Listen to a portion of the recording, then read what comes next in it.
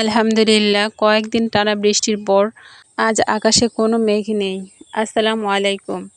কেমন আছেন সবাই? আশা করছি অনেক ভালো আছেন। তো আল্লাহর রহমতে আমিও ভালো আছি আলহামদুলিল্লাহ।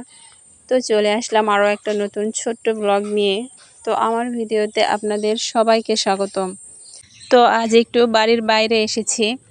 তো কি কারণে এসেছি সেটা আপনাদেরকে বলি। তো আমার হাজব্যান্ড প্রবাস থেকে আসছে, আসার পর উনি কচুর শাক খায়নি। তো আজ কচুর শাক তুলতে এসেছি।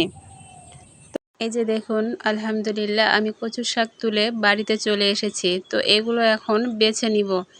তো একটা কথা কি জানেন, আমার হাজব্যান্ড দীর্ঘদিন প্রবাসে থাকার পর উনি যে দেশীয় যে সবজিগুলো আছে তো সেগুলো খেতে পারেনি। তো একটা মানুষ প্রবাসে থাকলে তো বাড়ির মতো কিন্তু এরকম স্বাদ করে কোনো টাটকা সবজি কিন্তু খেতে পারে না। তো আজ হঠাৎ করে আমাকে বলছে যে একটু কচুর শাক তুলে আনলে ভালো হতো। তো তখন কথা শুনে আমি বুঝতে পারলাম যে উনি হয়তো বা খাবে। তো যাই হোক, এখান দিয়ে আমি কচুর শাক তুলতে যাওয়ার আগে আমি ফ্রিজ থেকে মাছ বের করে রেখে গেছিলাম। তো এসে দেখি মাছগুলো ভিজে গেছে। তো কচু শাকের পাশাপাশি আমি এই মাছগুলোকে ভুনা করব।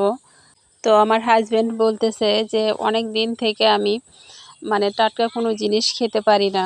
তো যাই হোক, বাড়িতে আসছি এখন আলহামদুলিল্লাহ যতটুকু পারি, আল্লাহ পাক আমার রিজিকে যতটুকু রাখছেন আমি অতটুকুই টাটকা খেতে চাই। তো এই মাছগুলো গতকালকে এনেছে, তো আমি একটা ভিডিওতে আপনাদেরকে দেখিয়েছি। তো এই মাছগুলো এনেছে। তো আলহামদুলিল্লাহ এদিক দিয়ে আমার মাছ ভুনা হয়ে গেছে।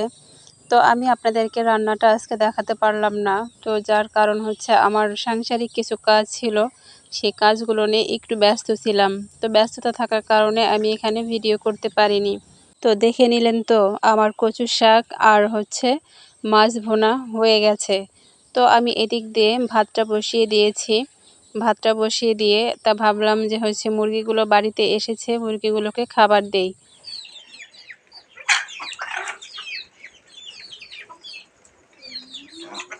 তো দেখে নিলেন তো আমার ছোট্ট ভিডিওতে আমি কিছু জিনিস আপনাদের সাথে শেয়ার করলাম। তো সবাই ভালো থাকবেন, সুস্থ থাকবেন, নিজের প্রতি খেয়াল রাখবেন। আর ভালো থাকুক পৃথিবীর সকল কর্মজীবী মানুষ, ভালো থাকুক সকল প্রবাসীরা। তো আল্লাহ পাক আমাদের সবাইকে যেন সুস্থতার নিয়ামত দান করেন। তো আমার ভিডিওটি যদি একটু হলেও আপনাদের কাছে ভালো লেগে থাকে তাহলে অবশ্যই আমাকে সাপোর্ট করবেন। আমার চ্যানেলটা সাবস্ক্রাইব করে আমার পাশে থাকবেন। তো সবাই ভালো থাকবেন, সুস্থ থাকবেন। আসসালামু আলাইকুম।